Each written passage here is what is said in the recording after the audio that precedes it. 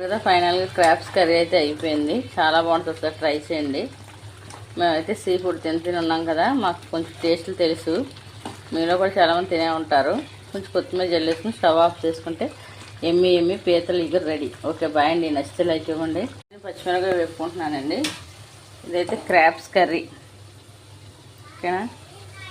రెండవ పక్కన అల్లం వెల్లుల్లి పేస్టు, ధనియాల జీలకర్ర పొడి, ఇంట్లో ప్రిపేర్ చేసి పెట్టుకున్న మసాలా పొడి. చాలా ఈజీ క్రాబ్స్ కర్రీ. చాలా అంటే చాలా బాగుంటుంది. మటన్ చికెన్ కన్నా చాలా బాగుంటుందండి. పీతలు ఫ్రై చేస్తాం, పీతలు పులుసు పెడతాం కదండి. ఆల్రెడీ నేను నైటే పీతలు చేసి కొంచెం ఆయిల్ పసుపు ఉప్పు వేసి ఆగలించుకున్నానండి. పీతలు తేగానే ఫ్రిడ్జ్లో పెడితే పోతాయి. ఇలా చేసుకోవాలి మనం. చూడండి, పీతల కూరలో కొంచెం కారం ఎక్కువే పట్టిద్ది. నేను కారం ఎక్కువే వేసుకున్నాను. చూసారు కదా, పీతలు ఎక్కువ నీళ్ళు ఏం అవసరం లేదండి. ఆల్రెడీ రాత్రి మనం సగం ఆయిలించుకున్నాం కదా, తక్కువ నీళ్ళు వేసుకోవాలి. చాలా ఈజీ. వంట రాని కూడా క్రాబ్స్ కర్రీ చేయొచ్చు. ఓకేనండి. కానీ కొంచెం ఉప్పు కారాలు ఎక్కువ పడతాయి.